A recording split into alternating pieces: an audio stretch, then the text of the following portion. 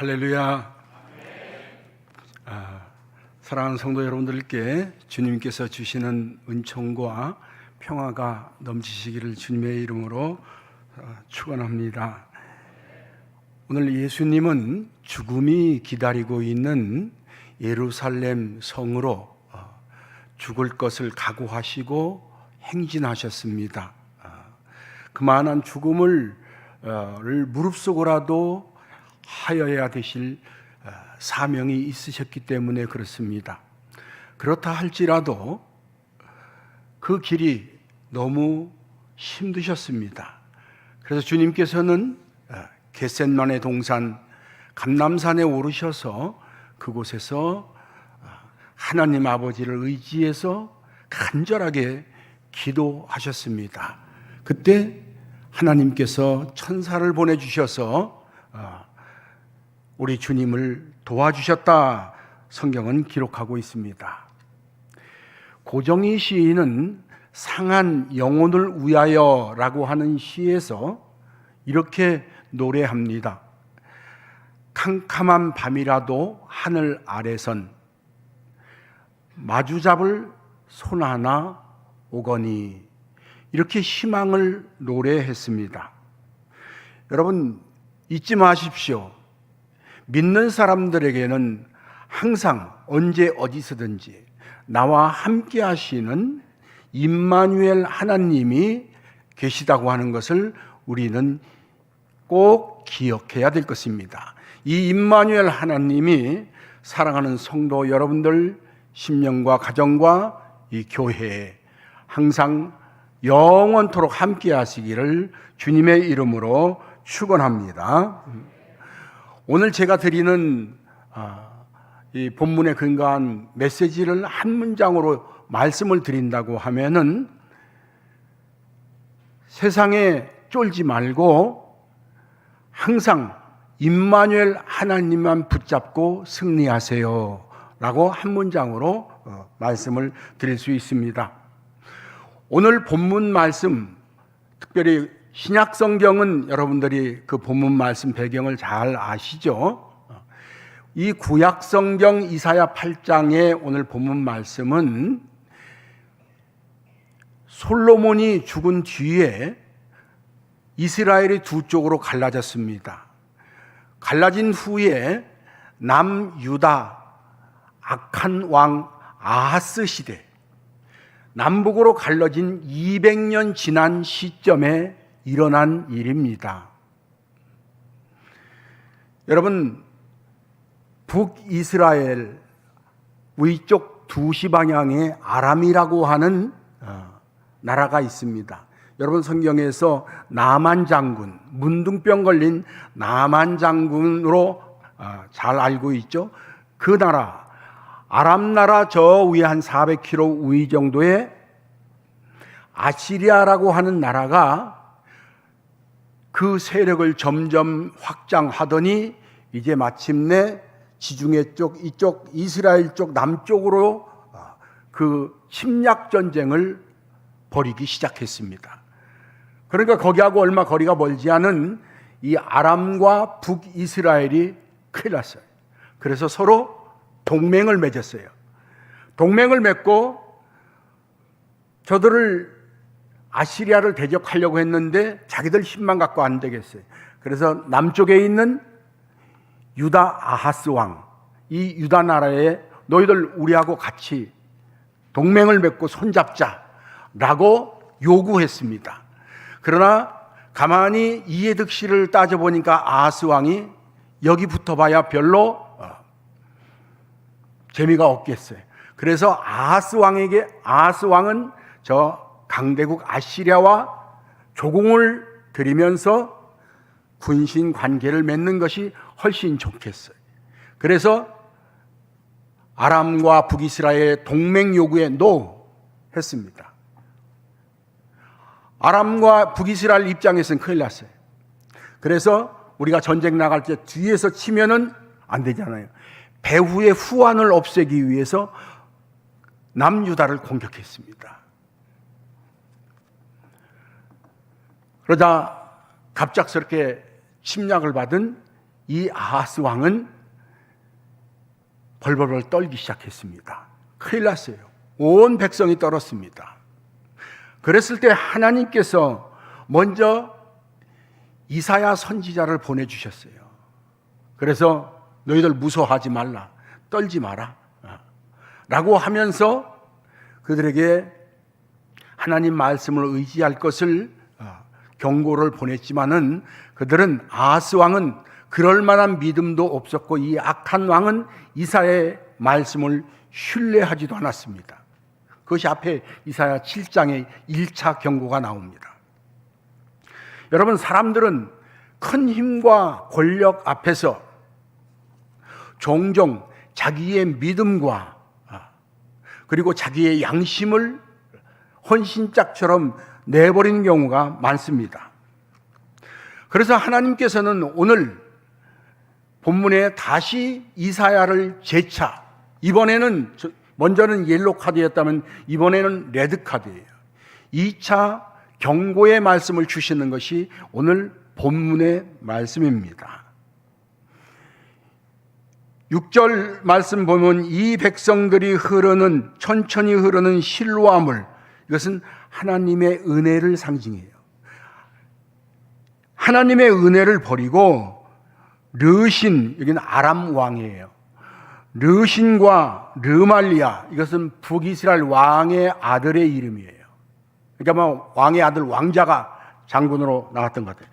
그들을 기뻐하나니, 어떤 성경에는 그들이 쳐들어오자 간담이 서늘해져서, 그렇게 읽으시면은 무리가 없겠습니다.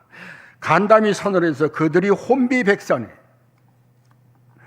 그래서 하나님께서 큰 하수 유프라테스 강으로 상징되는 아시리아가 아람과 북이스라엘을 다 멸망시키고, 그리고 너희는 그 나라가 쳐들어와서 목 밑에까지, 거진 나라가 풍전등화 지경까지 이를 것이다 라고 그런 경고를 주시는 말씀입니다.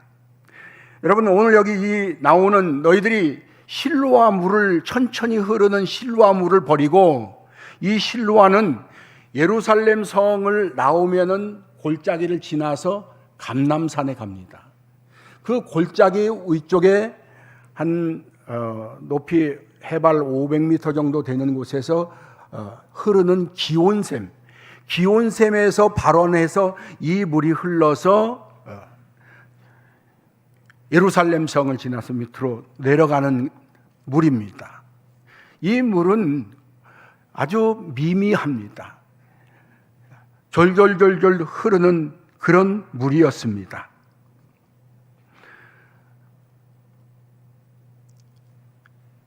여러분, 유대인 명절 때 로마 당국은 각 나라 식민지로 하는 모든 나라, 여기 이스라엘 유대 땅도 로마의 식민지였어요. 명절 때가 되면은 로마 병사들이 큰 말을 타고, 그리고 군사들이 창과 칼을 들고, 그리고 높은 자기 군대의 깃발들을 들고 함성을 지르면서 시가행진을 했습니다. 식민지 백성 이스라엘 백성들을 겁박하기 위해서 그렇습니다. 꼼짝 마라, 그런 의미죠. 여러분, 이에 비하면 오늘 종려주일 예루살렘을 예수님께서 죽음을 각오하고 들어가실 때 사람들이 종려나무를 흔들면서 호산나 호산나 하고 겉옷도 깔아드렸습니다. 이것은 그 로마 군인들의 시위에 비하면 너무나 미미하고 너무나 초라한 그런 행진이었습니다. 여러분, 예수님의 삶은 아주 굽이쳐 흐르는 큰 이 유프라테스 강처럼 화려한 삶이 아니셨습니다. 실로와 물줄기 같이 아주 초라하고 미미한 그런 십자가의 길을 가셨다고 하는 것입니다. 여러분, 하나님의 은혜는 이 실로와 물처럼 진정 미미해서 우리가 잘 눈에 띄지 않을 때가 많습니다. 여러분, 진정 중요한 것은 우리가 잘 우리 눈에 띄지 않을 때가 참으로 많습니다. 출애굽기 33장에 보면은 모세가 하나님의 얼굴, 하나님의 영광을 보여주세요 라고 기도할 때 하나님께서 너는 내 얼굴을 보지 못한다, 내 뒷모습만 볼 뿐이다 라고 기록되어 있습니다. 그것을 어떤 분들은 이렇게도 성경을 읽습니다. 여러분, 우리는 태어나서 이런저런 시험도 들고 실패도 하고 고난도 겪고 또 여러 가지 환난을 당할 때, 그때 우리는 주님의 얼굴을 잘 보기 어렵습니다. 거의 보기 어렵습니다. 하나님, 왜 나에게 이런 아픔과 이런 고난을, 고난 중에 그것을 우리는 하나님의 뜻인 줄로 모른다는 겁니다. 그러나 포기하지 않고 살면서 삶은 사라지더라, 그런 마음을 가지고 견디고 그리고 참고 기다리다 보니까 그것이 하나님의 뜻이었구나 라고 하는 것을 시간이 지나서야 깨닫더라 하는 것입니다. 여러분, 그것이 바로 주님의 뒷모습이라고 표현하고 있습니다. 정말로 그렇습니다. 저도 제 목회 여정을 되돌아보더라도 그때는 참으로 힘들어서 주님을 원망할 때도 많았는데, 지나고 보니까 하나님의 인도하심이었어요. 여러분, 여기 고요하게 흐르는 이 실로와 물과 대비되는 것이 큰 하수 유프라테스 강으로 비유되는 이 아시리아. 여러분, 이 큰 유프라테스 강, 그리고 거대한 이 제국, 이런 큰 강을 본 사람들은 요단강이나 실로아 물, 그걸 봤을 때 아이고 애게게 하고 초라하다고 그렇게 느꼈을 것이고, 4대 문명 중에 하나인 이 메소포타미아, 위에는 동으로 흐르는 티그리스, 서쪽으로 흐르는 유프라테스 강, 그 사이에서 발생했던 메소포타미아의 문명을 경험하고 그것을 보았던 사람들은 이 나라 실질적으로 이스라엘이면 아이고 하고 굉장히 초라하다고 느꼈을 것입니다. 우리가 시골 있다가 큰 화려한 도시에 올라오면은 내 시골이 보잘것없고 초라하게 느끼는 것과 똑같은 것이죠. 보잘것없어 보이는 겁니다. 여러분, 사람들은 누구나 다 이와 같이 규모에 대한, 크기에 대한 어떤 선망이 있습니다. 그 크기에 압도되어서 자기를 과소평가하거나, 그리고 과소평가하는 것은 일종의 그것은 열등의식이고 변방의식이라고 할 수 있겠습니다. 여러분, 그러나 그 위대한 인물, 그리고 위대한 문학, 위대한 예술, 위대한 철학은 대부분이 변방에서 탄생했습니다. 한양에서 멀리 떨어진 유배지에서 훌륭한 인물들이 배출됐습니다. 대표적인 분만 꼽는다면 다산 정약용, 500여 원이 넘는 큰 것을 유배지에서 이루었습니다. 추사 김정희, 제주도까지, 또 나중에 저 위에 북청으로 유배 다니면서 그는 그의 글과 그의 모든 작품들을 완성했습니다. 여러분, 그러니까 중요한 것은 크기나 어떤 중앙이 아니라고 하는 것입니다. 예수를 잘 믿으면서, 그리고 사회운동을 했고 한살림 운동을 창시했던 무의당 장일순이라고 하는 선생님이 있습니다. 그분이 그의 책에서 이런 이야기를 했습니다. 요단강은 작은 강에 불과하지만은 거기에서 세례자 요한과 그리고 예수 그리스도의 정신이 태어났으니 그 강은 위대한 강이다. 그렇게 이야기한 적이 있습니다. 그렇습니다. 여러분, 예수님도 촌동네 나사렛에서 성장하셨습니다. 다윗도 당시에 알려지지 않았던 미미한 가문, 2세의 가문에서 그 중에서도 말제였지만은 그는 이스라엘의 큰 업적을 낳는 믿음의 왕이 되었습니다. 여러분, 아무리 큰 강이라 하더라도 오염되어 있으면은 우리가 사용할 수 없습니다. 깨끗한 물이라야 우리가 마실 수가 있습니다. 중요한 것은 크게 되는 것이 아니라 깨끗하게 되는 것입니다. 맑아지는 것입니다. 신앙은 커지는 길을 가르치는 것이 아니라 맑아지는 길을 가르치는 것이 바로 종교인 것입니다. 여러분, 예수님의 공생의 기간 동안 특별히 공생의 기간을 통해서 우리에게 맑아지는 또 우리가 바른 길을 많이 보여주셨지만은 특별히 오늘 예루살렘 성을 향해서 입성하신 모습, 그리고 입성하셔서 감람산에서 겟셋마네 동산에서 기도하신 모습, 이 모습을 통해서 우리는 영혼이 맑아지는 것을 우리에게 가르쳐 주셨습니다. 하나님, 제자들에게도 기도하라고 하시면서 우리 주님도 하나님 아버지를 의지해서 내 뜻대로 하지 마시고 아버지의 뜻대로 하옵소서라고 그렇게 간절히 기도하셨습니다. 그러자 하나님께서 천사를 보내셔서 도우셨다고 성경은 증거하고 있습니다. 여러분, 그러나 오늘 여기 남유다의 악한 왕 아하스와 그리고 그 왕실은 하나님과 맺은 말씀을 저버리고 유프라테스 강으로 상징되는 거대한 제국 아시리아의 큰 힘에 의지하려고 했습니다. 오늘 말씀의 범람한 물이 아람과 이스라엘을 멸망시키고 너희 남유다의 목에까지 그 물이 찰 것이다.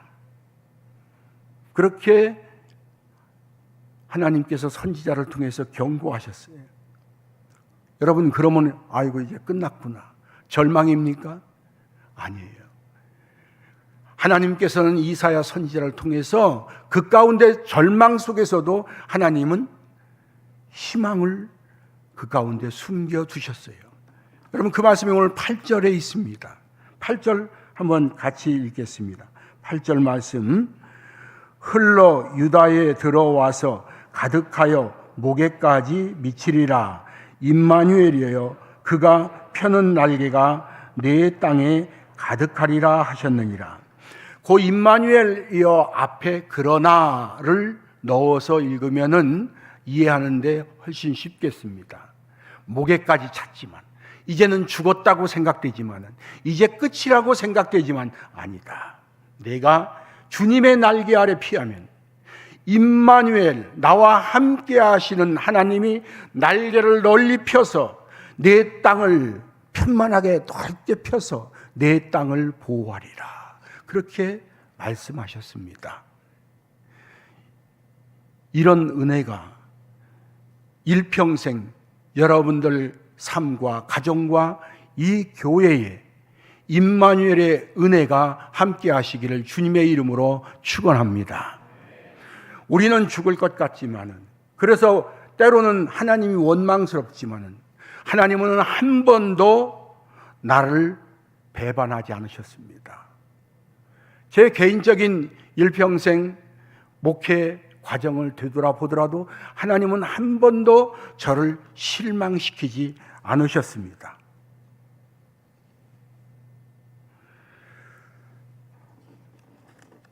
여러분, 그러나 하나님은 제 힘만 믿고 교만하고 날뛰는 사람들이나 그런 나라들은 하나님께서는 꺾으셨습니다. 오늘 9절과 10절 말씀, 너 한번 목소리를 높여봐라, 호다해봐라. 내 허리띠를 묶고 네가 저것도 손보야지, 뭐 기도만 한다고 돼? 라고 이 믿지 않는 사람들이, 믿지 않는 나라가 하나님을 의지하는 나라를 향해서 전략을 세우고 계획을 세우고 하지만은 너희들은 패망할 것이다. 너희들은 꼬꾸라질 것이다. 너희들은 패할 것이다.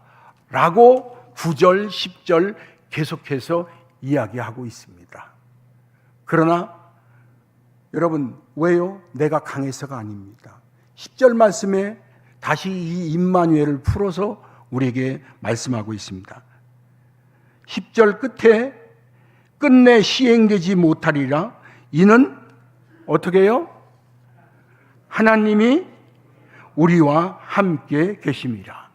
이게 임마누엘이에요. 하나님이 나와 함께 하시니까 내가 그 임마누엘 하나님만 붙잡으면은 하나님께서 해결해 주시고 우리의 피할 길을 가르쳐 주신다라고 하는 것입니다. 여러분, 우리가 사순절을 지내고 오늘 종려주일, 내일부터 또 고난주간을 보내는 것은 주님께서 이 기간을 통해서 특별히 내가 내 삶을 되돌아보도록 우리에게 요청하고 계신 것입니다. 우리가 너무 그동안 오만하고 방만하게 살지는 않았는지, 또 내 욕심을 추구하느라 사회적인 약자들에게 내가 너무 무정하게 대하지는 않았는지, 내가 더 큰 것, 더 빠른 것을 위해서 그런 것을 쫓아가느라 내 인간다움은 내가 잃어버리진 않았는지, 그것을 성찰하도록 요구하고 계신 것입니다. 사랑하는 성도 여러분, 하나님의 날개 아래 피하세요. 그러면 살 수 있습니다. 두려울 때 세상의 힘이 아닌 주님 앞에 하나님을 의지해서 기도하세요. 예수님께서도 십자가의 길이 힘드셔서 하나님께 기도하셨습니다.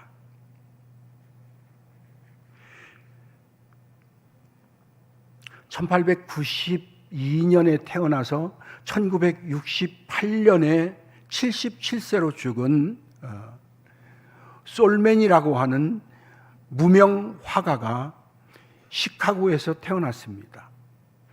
1917년 그의 나이 한 26세쯤 되었을 때 결혼을 했습니다. 무명인 여가수하고 결혼을 했어요. 다 무명들이니까 살림도 어려웠습니다. 결혼한 지 얼마 지나지 않아서 그는 덜커덕 임파선 결핵, 그때 당시에는 이거는 암병보다 더 무서웠어요. 그래서 선고를 받고 앞으로 3개월밖에 살지 못한다라고 하는 시한부 인생을 선고받았습니다. 절망스러웠어요. 모든 것을 포기하고 그는 깊은 시름에 빠졌습니다. 그러다가 어느 날 그의 아내가 남편에게 조용하게 이야기했습니다. 여보, 우리 3개월밖에 못 산다고 생각하지 말고 3개월이나 하나님이 주셨다라고 생각하고 이 남은 3개월 동안 하루하루 우리가 기도하며 감사하며 하루하루를 최고의 날로 바꾸어 봅시다. 그렇게 나직하게 그 남편을 위로했을 때 이 솔맨은 그 말에 위로도 받고 큰 용기를 얻었습니다. 그래서 그날부터 그는 다시 하나님 앞에 엎드려서 기도하면서 날마다 그림을 그리기 시작했습니다. 머리이신 예수 그리스도, 그 그림을 수십 장을 그렸습니다. 그거 그림을 그리다가 3개월이 넘었는데도 죽지 않는 거예요. 그래서 병원에 갔더니 그 모든 것이 임파선 결핵이 깨끗하게 고침받았다 하는 겁니다. 그래서 그때 그린 그림이 저 머리이신 그리스도시. 세계에서 가장 많이 팔리고 널리 전파된 예수 그리스도. 저는 젊은 시절에 저 예수님 사진이 싫었어요. 너무 코쟁이 같이 생겨가지고서 싫었어요. 그런데 여기에 얽힌 이분의 믿음과 이분의 기도를 알고 저 그림이 사랑스러워졌습니다. 사랑하는 우리 농천교회 성도 여러분, 어려울 때 우리 주 예수 그리스도 그분께 엎드리세요. 그분께 기도해서 승리하는 사랑하는 농천교회 성도 여러분들과 제가 되기를 주님의 이름으로 축원합니다. 기도하겠습니다. 하나님, 임마누엘의 하나님, 저희들과 일평생 함께하여 주시옵소서. 예수님의 이름으로 기도 올리옵나이다. 아멘.